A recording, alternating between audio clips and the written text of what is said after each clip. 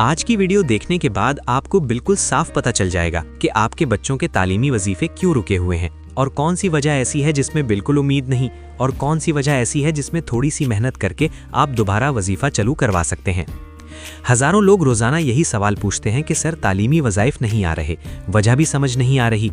कोई कहता है एडमिशन का मसला है, कोई कहता है अटेंडेंस शॉर्ट है, कोई कहता है अदर डिपार्टमेंट बेनिफिट लिखा हुआ है। असल बात क्या है?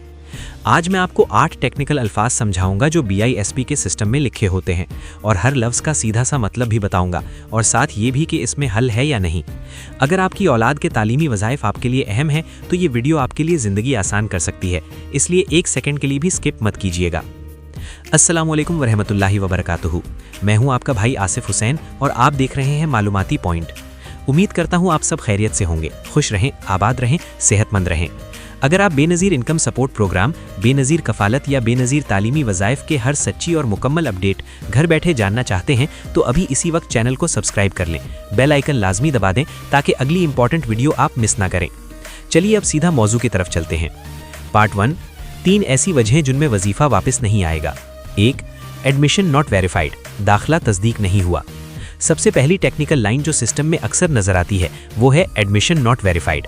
इसका सीधा मतलब है जिस स्कूल में आपके बच्चे का नाम BISP के फॉर्म में लिखा गया है उस स्कूल ने BISP को कंफर्म ही नहीं किया कि ये बच्चा वाकई हमारे स्कूल में पढ़ रहा है। आम जुबान में यूँ समझ लें कि या तो स्कूल ने फॉर्म ठीक से जमा ही नहीं कराया, या उन्होंने चाइल्ड ID, B फॉर्म या क्लास की डिटेल गलत डाली, या स्कूल ने जब ऑनलाइन लिस्ट देखी तो कहा कि ये बच्चा हमारे पास रजिस्टर्ड नहीं है। इस सूरत में BISP के रूल्स के मुताबिक इस बच्चे का एडमिशन ही वैलिड नहीं माना जाता और जब एडमिशन ही वेरीफाई ना हो तो तालीमी वज़ाइफ जारी नहीं होते। ऐसी केस में आमतौर पर पुराने क्वार्टर्स के वजीफे वापस नहीं मिलते, यानी स्टोरी खत्म। हाँ, आप आगे के लिए नया एडमिशन फॉर्म सही तरीके से जमा करवा कर फ्यूचर के क्वार्टर्स के लिए दोबारा कोशिश कर सकते हैं। 2, ड्रॉप आउट, बच्चा स्कूल छोड़ चुका है। दूसरी सख्त वजह है ड्रॉप आउट। इसका मतलब यही होता है कि सिस्टम के मुताबिक आपका बच्चा मुस्तकिल तौर पर स्कूल से गैर हाजिर रहा और स्कूल ने BISP को रिपोर्ट किया कि ये बच्चा अब हमारे पास नहीं पढ़ता। BISP तालीमी वज़ाइफ का एक बड़ा मकसद ही ड्रॉप आउट कम करना है, इसलिए रूल्स ये कहते हैं कि जो बच्चे मुसलसल स्कूल छोड़ देते हैं उन्हें प्रोग्राम से सस्पेंड या टर्मिनेट किया जा सकता है। ऐसे बच्चे के लिए पुराने क्वार्टर्स के वजीफे वापस लाना तकरीबन नामुमकिन होता है क्योंकि ऑफिशियल रिकॉर्ड में वो ड्रॉप आउट शो हो रहा होता है। अगर वाकई बच्चा स्कूल छोड़ चुका है और कहीं और भी दाखिल नहीं तो तालीमी वज़ाइफ की एलिजिबिलिटी ख़त्म समझे। जब दोबारा वो किसी स्कूल में मुस्तकिल दाखिला ले ले और मदर दोबारा BISP कफ़ालत में एक्टिव हो तब नए सिरे से रजिस्ट्रेशन की कोशिश की जा सकती है। 3, अदर डिपार्टमेंट बेनिफिट, ज़ेवर तालीम वाली जगह। तीसरा लफ्ज़ जो लोगों को सबसे ज़्यादा कंफ्यूज करता है वो है अदर डिपार्टमेंट बेनिफिट।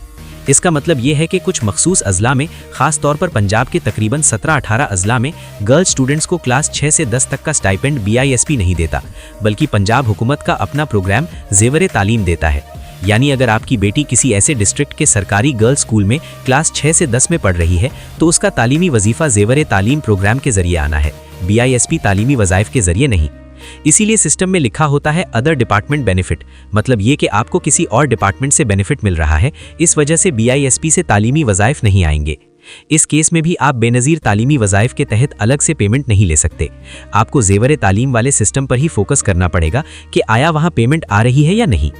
पार्ट 2, 5 वजहें जिनमें हल मौजूद है।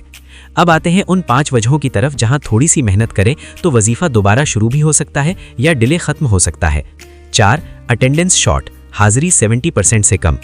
बेनज़ीर तालीमी वज़ाइफ का वाज़ेह रूल है कि बच्चे की क्वार्टरली अटेंडेंस कम से कम 70% होनी चाहिए, तभी स्टाइपेंड मिलता है। अगर सिस्टम में अटेंडेंस शॉर्ट लिखा हुआ हो तो मतलब ये है कि इस क्वार्टर में आपके बच्चे ने रिक्वायर्ड अटेंडेंस पूरी नहीं की, वो अक्सर छुट्टी पर रहा या स्कूल बाकायदगी से नहीं गया। इसका हल बहुत सीधा है मगर थोड़ी सी पाबंदी मांगता है। बच्चे को रोज़ाना स्कूल भेजें, गैर ज़रूरी छुट्टियों से बचाएं। एग्ज़ाम के बाद भी जब तक स्कूल ऑफिशियली बंद ना हो हाज़िरी कंटिन्यू रखें।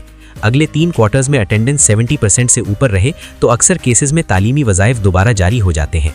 अलबत्ता जिस क्वार्टर में अटेंडेंस शॉर्ट हो उसकी पेमेंट आम तौर पर नहीं मिलती। 5, स्कूल चेंज, स्कूल बदल गया, सिस्टम अपडेट नहीं हुआ। अगली वजह है स्कूल चेंज। इसका मतलब होता है कि BISP के सिस्टम में आपके बच्चे का जो स्कूल महफूज है, आपने चाइल्ड को प्रैक्टिकली किसी और स्कूल में ट्रांसफ़र कर दिया, मगर नया स्कूल और नया फॉर्म BISP तक नहीं पहुंचा। इसके सोल्यूशन के स्टेप्स: जिस स्कूल में बच्चा इस वक्त पढ़ रहा है वहां से बेनज़ीर तालीमी वज़ाइफ का नया स्कूल एनरोलमेंट या वेरिफिकेशन फॉर्म सही तरह फिल करवाएं। चाइल्ड का नाम, B form number, class, section सब क्लियर हो। ये फॉर्म स्कूल के हेड के दस्तखत और स्टैम्प के साथ BISP फील्ड ऑफिस या डेजिग्नेटेड कैंप या रिप्रेजेंटेटिव तक पहुंचाएं ताकि सिस्टम में स्कूल अपडेट हो सके। कुछ वक्त बाद दोबारा पेमेंट स्टेटस चेक करें। जब सिस्टम में नया स्कूल रिफ्लेक्ट होने लगेगा तो अगले आने वाले क्वार्टर्स में वजीफा दोबारा शुरू होने के चांसेस बढ़ जाते हैं। 6. एडवांस एडजस्टमेंट, पहले से लिया हुआ वजीफा। कभी कभी लोग स्टेटस चेक करते हैं तो सामने एडवांस एडजस्टमेंट लिखा आ जाता है और लोग घबरा जाते हैं कि पता नहीं क्या मसला हो गया।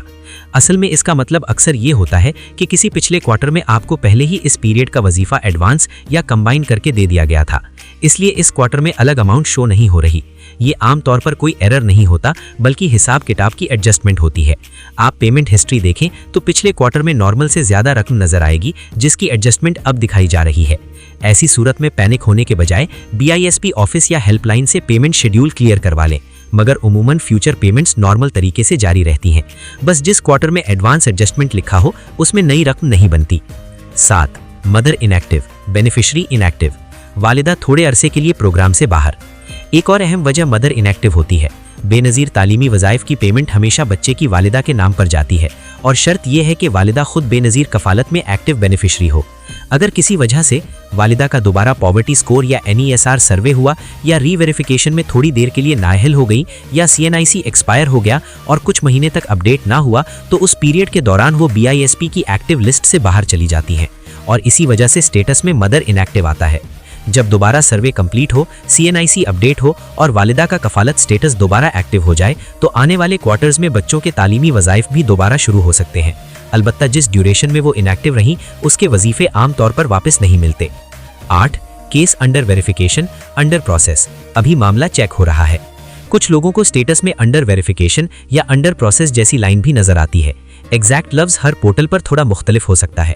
इसका मतलब होता है कि BISP का केस मैनेजमेंट सेक्शन अभी आपके मसले को देख रहा है। मसलन आपने शिकायत दी हो, स्कूल ने लेट फॉर्म भेजा हो या सर्वे या डेटा में कोई तजाद हो। ऐसे केसेस में सब्र भी ज़रूरी है और फॉलो अप भी। BISP फील्ड ऑफिस जाकर कंप्लेंट नंबर और स्टेटस मालूम करें। यकीन करें कि स्कूल साइट से फॉर्म मुकम्मल और सही गया हो और 8171 या ऐप या पोर्टल पर हफ्ते 2 हफ्ते बाद दोबारा चेक करते रहें। अक्सर ऐसे केसेस हल हो जाते हैं और अगले या उसके बाद वाले क्वार्टर में पेमेंट निकल आती है। तो दोस्तों, अब मैं समरी में दोबारा रिपीट कर देता हूँ। Admission not verified, drop out, other department benefit, जेवर तालीम, ये 3 ऐसी वजहें हैं जिनमें पिछले क्वार्टर्स के तालीमी वज़ाइफ वापस आने के इम्कानात तकरीबन ख़त्म होते हैं। जबकि attendance short, school change, advance adjustment, mother inactive और अंडर वेरिफिकेशन ये ऐसी सिचुएशंस हैं जिनमें आप सही स्टेप्स उठाएं तो इंशाल्लाह आइंदा के लिए मसला हल हो सकता है।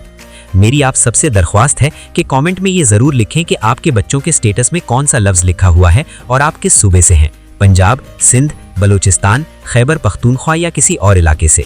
इन कमेंट्स की बुनियाद पर मैं हर किस्म के मसले पर अलग अलग वीडियो बनाकर स्टेप बाय स्टेप फॉर्म भरने और ऑफिस में जाकर बात करने का तरीका भी डिटेल से समझाऊंगा।